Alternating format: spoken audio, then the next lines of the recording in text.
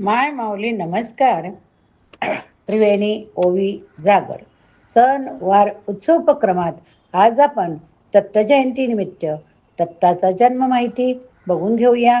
अभिवाचनातून मार्गशीर्ष पौर्णिमेच्या दिवशी सायंकाळी दत्ताचा जन्म झाला, म्हणून त्या दिवशी दत्ताचा जन्मोत्सव सर्व दत्तक्षेत्रात साजरा होत असतो. गावोगावी खेड्यापाड्यातून पण साजरा होत असतो. पूर्वीच्या काळी भूतलावर स्थूल सूक्ष्म रूपात आसुरी शक्ती मोठ्या प्रमाणावर वाढल्या होत्या. त्यांना दैत्य म्हटले जात असे. देवाने त्या आसुरी शक्तींना नष्ट करण्यासाठी केलेले प्रयत्न असफल झाले. तेव्हा ब्रह्मदेवाच्या आदेशानुसार वेगवेगळ्या ठिकाणी वेगवेगळ्या रूपात दत्तदेवतेला अवतार घ्यावा लागला. त्यानंतर दैत्य नष्ट झाले. तो दिवस दत्त जयंती म्हणून साजरा करतात. चला तर बघूया दत्त जयंतीचे महत्त्व. दत्त जयंतीला दत्त तत्व हे पृथ्वी तलावर नेहमीच्या तुलनेत 1000 पटीने कार्यरत असते. या दिवशी दत्ताची मनोभावे उपासना केल्यास दत्त तत्वाचा जास्तीत जास्त लाभ मिळण्यास मदत होते. जन्मोत्सव साजरा करणे म्हणजे काय हो? तर दत्त जयंती साजरी करण्यासंबंधी शास्त्रोक्त असा विशिष्ट विधी आढळून येत नाही बरं का. पण या उत्सवापूर्वी 7 दिवस गुरुचरित्राचे पारायण करण्याचा प्रघात आहे. यालाच आपण गुरुचरित्र सप्ताह असे म्हणतो. दत्त मंदिरामध्ये भजन कीर्तनादी कार्यक्रम आयोजित केले जातात. दत्तगुरूची पूजा, धूप दीप आरती करून सुंटवड्याचा प्रसाद वाटप करतात. दत्ताच्या हातातील कमंडलू जपमाळ ब्रह्मदेवाचे प्रतीक आहे, तर शंख आणि चक्र विष्णूचे प्रतीक होय आणि त्रिशूळ डमरू शंकराचे प्रतीक. महाराष्ट्रात औदुंबर, नरसोबाची वाडी, गाणगापूर इत्यादी दत्तक्षेत्रात या उत्सवाला विशेष महत्त्व असते. चला तर बघूया दत्त जन्म कथा. दत्तात्रेय हा शब्द दत्त आत्रेय अशा 2 शब्दांनी बनलाय. दत्त या शब्दाचा अर्थ आपण ब्रह्मच आहोत, मुक्तच आहोत, आत्माच आहोत अशी निर्गुणाची अनुभूती ज्याला आहे असा. आणि अत्रेय म्हणजे अत्री ऋषींचा मुलगा. श्री दत्तात्रेयाच्या जन्माविषयी विविध कथा प्रचलित आहेत. मात्र या सगळ्या कथांमधून श्री दत्त हे अत्री ऋषी माता अनसूया यांचा पुत्र विष्णूचा अवतार आहे असाच बोध होतो. अत्री ऋषींनी पुत्रप्राप्तीसाठी वृक्षकुल पर्वतावर घोर तपश्चर्या केली. त्यांच्या तपाने सारे त्रिभुवन ओळून निघाले. अत्री ऋषींच्या या प्रखर तपाने संतुष्ट होऊन ब्रह्मा विष्णू महेश तिन्ही देव प्रगट झाले आणि त्यांनी अत्री ऋषींना तपाचे कारण विचारले. अत्री ऋषींनी त्यांना विनवले की आपण माझ्या उदरी पुत्र रूपाने जन्म घ्यावा. तिन्ही देवांनी त्यांची विनंती मान्य केली. देवत्रयीच्या आशीर्वादाने अनुक्रमे ब्रह्मापासून सोम, चंद्र, विष्णूपासून दत्त, शिवापासून दुर्वास हे 3 पुत्र अनसूयेच्या उदरी जन्माला आले. श्री दत्त जन्माची एक कथा ब्राह्मण पुराणात होय, ती तर चला आपण ऐकूया अभिश्रवणातून. अत्री ऋषींनी ब्रह्मा विष्णू महेश यांची पुत्रप्राप्तीसाठी आराधना केली. ते संतुष्ट झाल्यावर त्यांनी देवांना विनवले की आपण माझ्या घरी पुत्र रूपाने जन्म घ्यावा आणि मला एक रूपवती कन्याही प्राप्त व्हावी. देवांच्या आशीर्वादाने दत्तात्रेय, सोम, दुर्वास हे 3 पुत्र शिवात्रेय ही नावाची कन्या अत्री ऋषींना प्राप्त झाली. याचबरोबर दत्तात्रेयाच्या जन्माची आणखी एक कथा प्रसिद्ध आहे. ती अशी की राहूने सूर्याला ग्रस्त केले असता सर्व पृथ्वी अंधारमय झाली. अत्रीने सूर्याला राहूच्या मगरमिठीतून सोडवले. पुन्हा पृथ्वी प्रकाशमान केली. अत्रीचे ह्या महत्कार्यामुळे संतुष्ट झालेल्या शिव व विष्णू यांनी अनुक्रमे दुर्वास दत्त यांच्या रूपाने अत्रींच्या घरी जन्म घेतला. भारतात शैव वैष्णव शाक्त हे 3 प्रमुख पंथ आहेत. ते सुमारे 1000 ते 1200 वर्षापासून श्री दत्तात्रेयाची उपासना करत आहेत. संपूर्ण भारतात विशेषतः महाराष्ट्रात श्री दत्त आराधनेची उज्ज्वल परंपरा आहे. महानुभाव संप्रदाय, नाथ संप्रदाय, वारकरी संप्रदाय, समर्थ संप्रदाय, दत्त संप्रदाय ही 5 संप्रदाय श्री दत्त प्रभूची उपासना करताना दिसतात.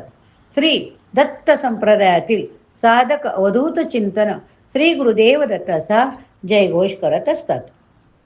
अवधूत हे दत्तात्रेयाचे नाव असून या शब्दाचा अर्थ म्हणजे नेहमी आनंदात रमणारा, प्रत्येक क्षण वर्तमान काळात जगणारा होय.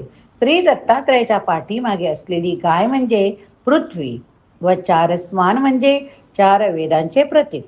श्री दत्तगुरूंनी पृथ्वीला आपले गुरु मानले होते.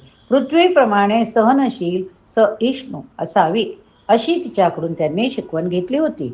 तसेच त्यांनी अग्नीला गुरु मानून आपला देह क्षणभंगूर आहे अशी शिकवण त्यांनी अग्नीच्या ज्वालेपासून घेतली होती. अशा प्रकारे चराचरातील प्रत्येक वस्तूत परमेश्वराचे अस्तित्व आहे. ते पाहण्यासाठी श्री दत्तगुरूंनी 24 गुरु केले होते. श्री दत्त दररोज खूप भ्रमण करीत असत. ते स्नानासाठी वाराणसीला, चंदनाची उटी लावायला प्रयागला जात, तर दुपारची भिक्षा कोल्हापूरला मागत व दुपारचे जेवण पांचाळेश्वर, बीड जिल्हा येथे गोदावरीच्या पात्रात घेत असत. तांबूल भक्षणासाठी मराठवाड्यातील बीड जिल्ह्यात राक्षसभोण येथे जात असत. तर प्रवचन कीर्तन ऐकण्यासाठी नैमिषारण्यात बिहार येथे पोहोचत. निद्रेसाठी मात्र माहूरगडावर जात व योग गिरनार येथे करीत असत. श्री दत्त अवलिये होते. क्षणात कोठे अंतर्धान पावत असत. श्रीकृष्णाच्या लीलाप्रमाणेच श्री दत्तात्रेयाच्या लीला आहेत. वैराग्य स्वरूप, क्षमाशील, भक्त वत्सल असणारे दत्तात्रेय. भगवान दत्तात्रेय म्हणजे ब्रह्मा, विष्णू, महेश त्रिमूर्तीचे रूप. ब्रह्मदेव ज्ञानरूप, श्री विष्णू वात्सल्य स्वरूप, शिव वैराग्य स्वरूप आहे. अशा त्रिमूर्तीचे एकत्रित रूप असणाऱ्या दत्तात्रेयामध्ये ज्ञान, वात्सल्य, वैराग्य यांचा सुरेख संगम झालेला आहे. वैराग्य आणि सैन्यस्थ भगवान दत्तात्रेयांमध्ये वैराग्य असल्यामुळे ते सैन्यस्थ जीवन व्यतीत करतात. त्यांचा निवास मेरू शिखरावर असतो. संध्या अन्य दिनक्रम ते इतर ठिकाणी पूर्ण करतात. त्यांच्यामध्ये वैराग्य वृत्ती प्रबळ असल्याने त्यांना कोणत्याही स्थानाचे मोहबंधन नाही. त्यामुळे ते स्वेच्छाविहारी आहेत. ते जीवनमुक्त असल्यामुळे संपूर्ण ब्रह्मांडात मुक्तपणे विचरण करतात. दत्तात्रेय आपल्या भक्तांवर प्रसन्न होऊन त्यांना वैराग्याचा आशीर्वाद देतात. जगात सर्व काही मिळू शकेल, परंतु देव दुर्लभ असे वैराग्य केवळ श्री गुरुकृपेनेच मिळते. अखंड शिष्यभावात असणे. भगवान दत्तात्रेय सद्गुरुरूप पदावर विराजमान असले तरी ते वृत्तीने सतत शिष्य अवस्थेत वावरतात. शिष्य म्हणजे अखंड शिकत राहणे. शिष्याचे मूर्तिमंत उदाहरण म्हणजे भगवान दत्तात्रेय होय. श्रीमद भागवताच्या 11व्या स्कंदात यदू आणि अवधूत यांचा संवाद आहे. आपण कोणते गुरु केले, त्यांच्यापासून काय बोध घेतला हे आत अवधूत यांनी सांगितले. त्यांच्या शिष्य अवस्थेमुळेच त्यांनी 24 गुरु, 24 उपगुरु ते प्रत्येक प्राणी मात्राला गुणगुरु मानतात. प्रत्येकाकडून शिकत असतात. क्षमाशील शिष्य किती चुकला तरी गुरु त्याला क्षमा करून पुन्हा शिकण्याची संधी देतात. यांचे उत्तम उदाहरण भगवान दत्तात्रेय आहे. ते केवळ शिष्यांचे दोष क्षमा करत नसून विरोधकांचे अपराधही क्षमा करून त्यांचा उद्धार करतात. श्रीपाद श्री वल्लभ यांचा द्वेष करणाऱ्या नरसावधानी फक नावाच्या मनुष्याला कर्मफलान्यानुसार कठोर शिक्षा मिळाली होती. तेव्हा त्याने श्रीपाद श्रीवल्लभाचे चरण धरले. यावर क्षमाशील वृत्तीच्या श्रीपाद श्रीवल्लभाने नरसावधानीला क्षमा करून त्यांचा उद्धार केल्याचे उदाहरण श्रीपाद श्रीवल्लभ यांच्या जीवनचरित्रात आढळते. दत्तगुरूंच्या क्षमाशीलतेचे अनेक उदाहरणे गुरुचरित्रात आपल्याला पाहायला मिळतात. श्रीपाद श्रीवल्लभ हा दत्ताचा पहिला अवतार. श्री नृसिंह सरस्वती हा दुसरा अवतार. स्वामी समर्थ हा तिसरा अवतार. जैन पंथीय श्री दत्तगुरूंची नेहमी नाथ म्हणून पूजा करतात. मुसलमान फकीर म्हणून पुजतात.